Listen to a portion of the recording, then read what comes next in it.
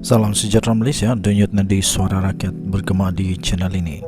Terima kasih kerana bersama-sama dalam channel ini untuk mendapatkan berita-berita dan ulasan-ulasan terbaik untuk seluruh rakyat Malaysia.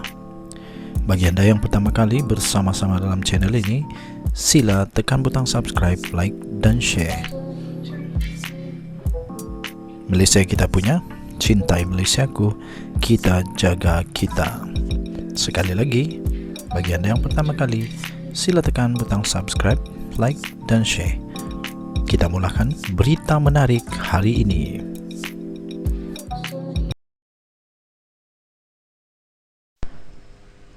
Salam sejahtera Malaysia, denyut nadi suara rakyat bergema di channel ini. Berita terkini, MP PAS kurang selesa dengan sekolah vernakular, tetapi hantar anak ke SJKC. Ahli Parlimen Temerloh, Salamiah Muhammad Noor, mengundang kecaman ramai selepas beliau meluahkan rasa tidak puas hati dengan sekolah Cina anaknya yang menggunakan bahasa Mandarin di sekolah. Beliau mendakwa kurang senang dengan sekolah vernakular seperti sekolah jenis kebangsaan Cina yang mengajar subjek pelajaran dalam bahasa Cina, selain mendakwa sekolah itu mempunyai silibus berbeza dengan sekolah kebangsaan. Ironinya, apa yang menjadi perdebatan dalam keadaan beliau tidak selesa dengan penggunaan bahasa Mandarin di sekolah vernakular, tetapi beliau sendiri memilih sekolah itu untuk mengantar anaknya ke sekolah itu. Katanya, saya ingin penjelasan berkaitan dengan sekolah vernakular. Minta maaf sebab kita melihat bahawa kita berada dalam satu negara yang sama, tetapi kita mempunyai bahasa dan juga silibus yang berbeza, katanya. Saya menyokong bahasa Cina sebagai bahasa yang boleh dibelajar di sekolah. Anak saya sendiri belajar di sekolah Cina, tak marah itu. Tapi saya kurang senang, tak selesa.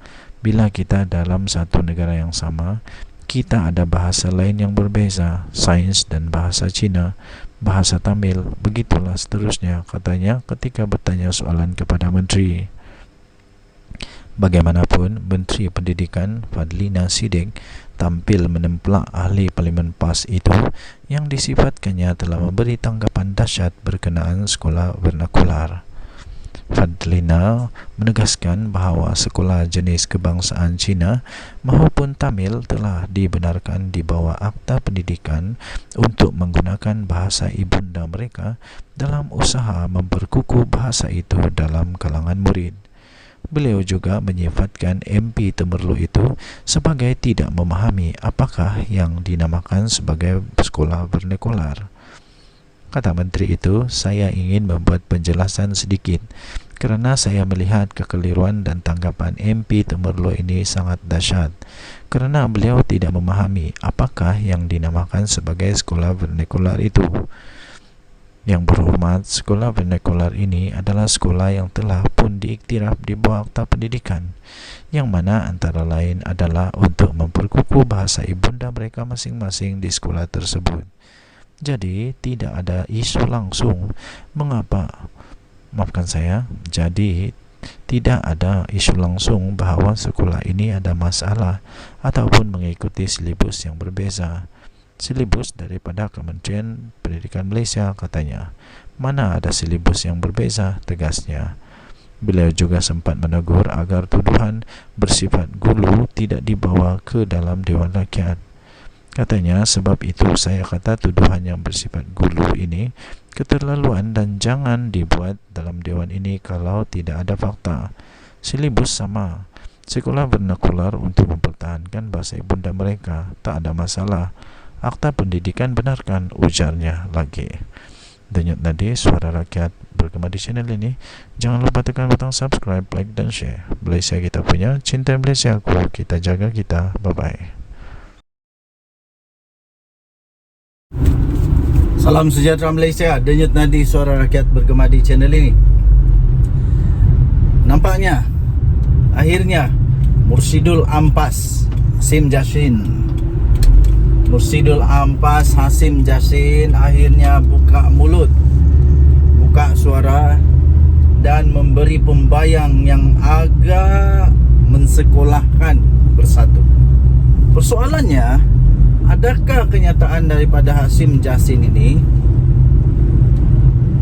menunjukkan bahawa PAS semakin hilang kepercayaan, PAS semakin hilang sabar, dan PAS semakin tak boleh nak fikir lagi? Kenapa ahli-ahli parlimen, adun daripada Bersatu akhirnya mengambil keputusan untuk menyokong kerajaan?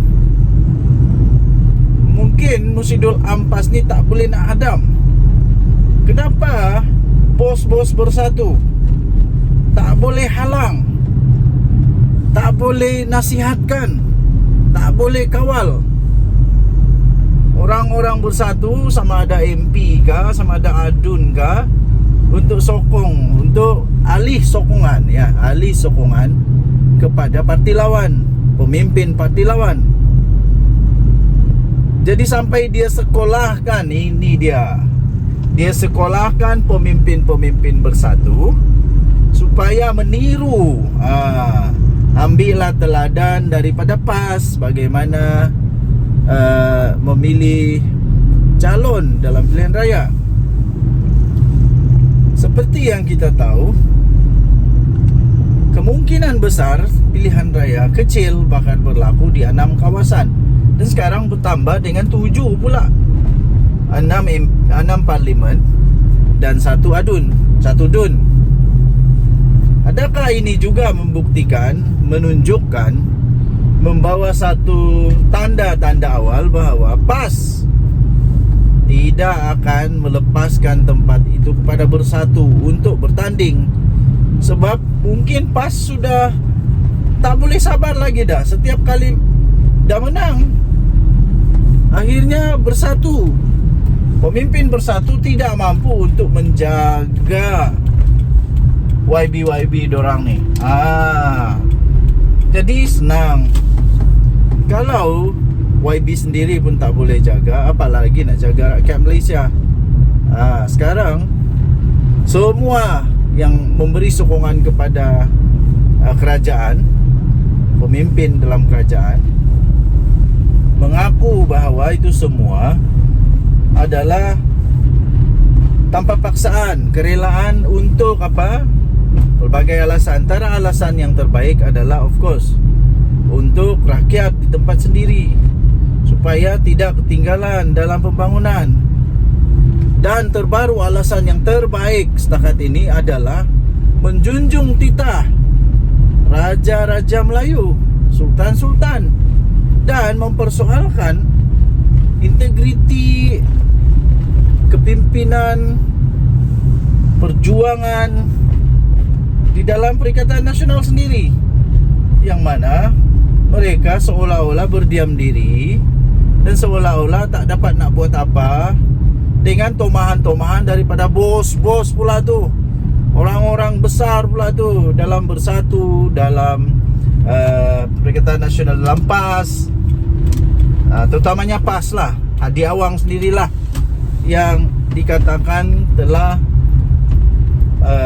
membuat seolah-olah tindakan derhaka kepada Agong, kepada Sultan Selangor, kepada Raja-Raja Melayu lah. Jadi adakah ini akan indikator bahawa kerjasama di dalam Perikatan Nasional ini bakal akan menemui penghujung tidak lama lagi apabila tidak ada lagi kesepakatan, apabila ada sudah orang yang mulai menunjukkan rasa tidak puas hati, rasa hairan, rasa tidak puas hati lah dengan ketidakcekapan parti yang bersama-sama dalam gabungan ini. Sebab bunyinya tajuk itu, iaitu apabila beliau menasihatkan, memberi nasihat, menyekolahkan bersatu mencontohi PAS, itu seolah-olah dia tak puas hati lah. Seolah-olah menyatakan bahawa bersatu ini tak pandai cari calon, tak pandai untuk didik calon, tak pandai untuk memberikan semangat yang betul kepada calon. Jadi inilah masalahnya. Jadi bersatu, Azmin Ali terutamanya Azmin Ali lah. Azmin Ali kata penderhakaan, mengutuk penderhakaan daripada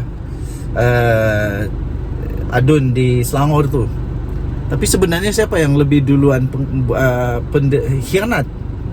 Siapa yang lebih duluan pengkhianat? Bukan penderhaka, tapi mengkhianat. Azmin Ali yang dahulu mengkhianat. Khianat kepada parti PKR, kepada Pakatan Harapan sampai tumbang. Jadi kalau orang balas dengan karma, janganlah marah. Kamu lebih dulu buat perkara itu.